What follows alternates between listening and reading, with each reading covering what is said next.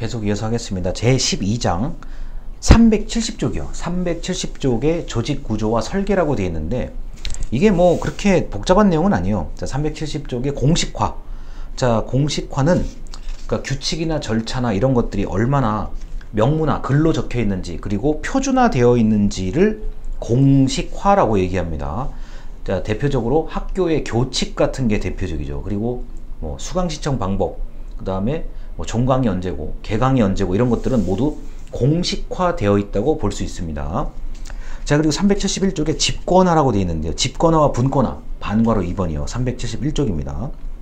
자, 읽어드릴게요. 자, 집권화란 의사결정권, 그 다음에 명령지휘 권한이 조직 내에 어느 일부 계층에 집중되어 있는 것을 말하며, 분권화는 의사결정권과 명령지휘권이 하위 계층에 위임되는 것을 말한다. 자, 그래서 집권이 좋을 수도 있고 분권이 좋을 수도 있습니다. 제가 강의 자료에 당구장 표시해놨습니다. 어느 한 가지가 무조건 좋은 것은 절대 아닙니다. 자, 그렇게 해서 우리가 뭐 지방행정, 지방자치, 뭐 중앙집권, 지방분권 거기에 나오는 얘기하고 똑같아요. 이거는요. 자, 그리고 이제 373쪽에 복잡성이라고 되어 있는데요. 자, 이 복잡성은 그 맨 아래 문단 읽어드리겠습니다. 자, 조직의 분화 정도, 그러니까 나누어진 정도. 어떤 조직은 부서가 굉장히 깨알같이 나눠져 있는 조직이 있고, 어떤 조직은 뭐 이렇게 그냥 관리자하고 그 구성원하고 1대1로 바로 이야기할 수 있는 그런 조직들도 있죠. 자, 그래서 수직적 분화와 수평적 분화 뭐 이런 얘기까지 하는데 뭐 이렇게 복잡하게 얘기할 건 없어요. 제가 보기에는요. 그래서 학교 같은 경우는 자, 이런 거죠. 학과가 지금 굉장히 많잖아요. 제가 알기로는 한 50개 학과 정도 되는 것 같은데 학과가 쭉 놓여져 있어요. 분화 정도가 높아요. 자, 그 다음에 1학년, 2학년, 3학년, 4학년 뭐 학교 본부, 연구소, 뭐 학교 내에 기업도 있고 뭐 매점도 있고 도서관도 있고. 자, 수평적 분화도 잘 돼 있고 수직적 분화도 나름대로 이게 좀 그 많이 두터운 편에 속합니다. 대학교 같은 경우는요. 그래서 결국에 분업, 전문화, 능률성이 핵심이라고 할 수 있습니다. 이렇게 복잡성을 얘기하는 이유는 자, 이게 분업이 잘 되어 있는가, 자, 능률적인가, 비능률적인가 이런 거를 좀 알아보기 위해서 복잡성이라는 게 있는 거죠. 자, 그 다음에 377쪽에 중간 문단입니다. 통솔 범위, 요건 중요해요. 자, 통솔 범위, 영어 단어 span of control. 자, 1인의 상관 또는 감독자가 직접 효과적으로 통솔할 수 있는 사람들의 수를 말한다. 자, 담임 선생님 한 명이 몇 명까지 통솔할 수 있을 것인가, 관리자 한 명이 몇 명까지 직접 얼굴 알고 이름 알고 특징까지 다 파악할 수 있을 정도가 몇 명까지인가, 이게 바로 통솔 범위라고 합니다. 보통 한 명의 관리자가 한 명의 선생님이 20명까지를 보고 있는 거죠. 자, 그런데 자, 군대 같은 경우는 한 명의 소대장이 50명까지 통제할 수도 있고요. 여러 가지 직무의 성격이나 인적 요인에 따라서 변수의 영향이 있을 수가 있죠. 자, 때에 따라서는 자, 한 명의 관리자가 여러 명을 통솔하는 게 아니라 정반대인 경우들도 있어요. 10명의 관리자가 한 명을 통솔하는 경우가 있어요.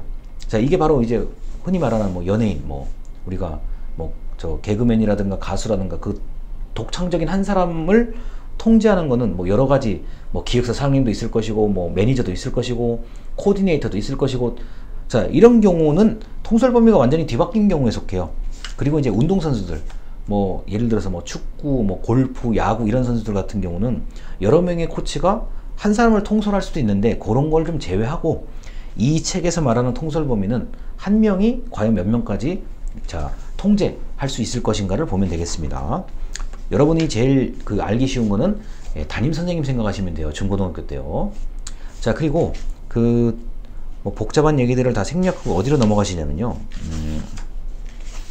어디로 넘어가시냐면은 자, 387쪽이에요. 387쪽에 맨 아래 문단이요. 자, 포터 1985년도나 얘기 나옵니다. 자, 강의 자료도 이제 뒤로 넘어가 가지고 이렇게 중간에 네모칸 있고 스왓 분석 SWOT 영어 단어 써 있는 그 면에 이제 자료를 보시면 될 것 같아요. 자, 그래서 그 수학 분석 같은 경우는 여기 계시는 분들이 고등학교 때, 대학교 때 또는 다른 수업 시간에 해 보셨을 것 같으니 387쪽에 맨 아래 문단 읽어 드릴게요.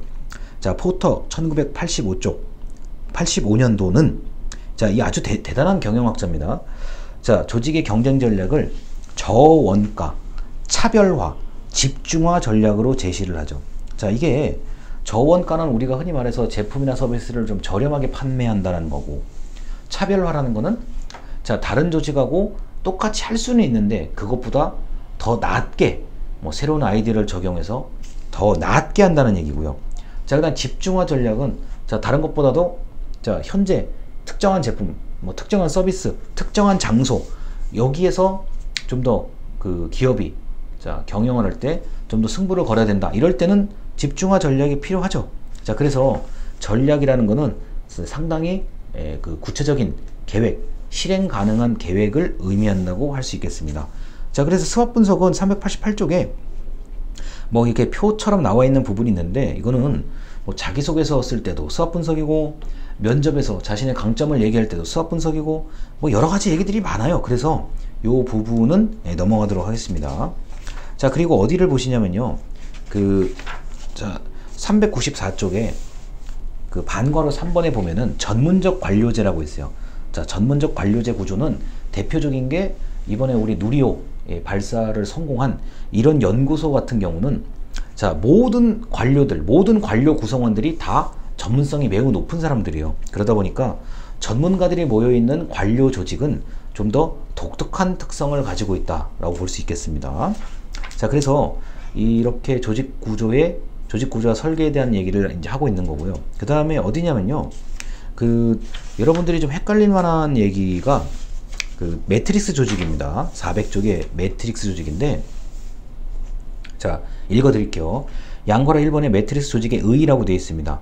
자, 매트릭스 조직은 조직의 기능에 따라 수직으로 편성된 조직에 수평으로 자, 편성된 것을 조합한 조직. 그러니까 이렇게 된 거예요. 그러니까 김영재라는 담당자가 우리 부서의 사람들하고도 일을 해야 되는데, 나라는 사람은요, 옆 부서의 사람하고도 일을 같이 해야 되는 거예요. 즉, 자, 매트리스라는 건 행렬이에요. 행렬에 딱 겹치는 이 부분에 자, 사람들이 위치해 있다고 보면 됩니다. 그래서 장점은 자, 인건비를 일단 줄일 수 있죠. 뭐 한 사람이 내 부서의 일도 하고 옆 부서의 일도 할 수 있기 때문에 인건비를 줄일 수가 있다. 두 번째, 자, 업무를 굳이 뭐 물어보고 할 거 없어요. 김영재라는 내가 우리 부서 업무도 알고 옆 부서 업무도 알기 때문에 굳이 누구한테 물어보고 할 이유가 없고 혼자서 일 처리를 할 수 있다.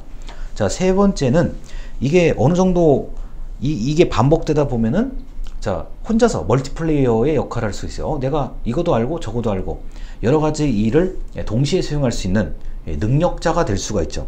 자, 장점입니다, 이거는요.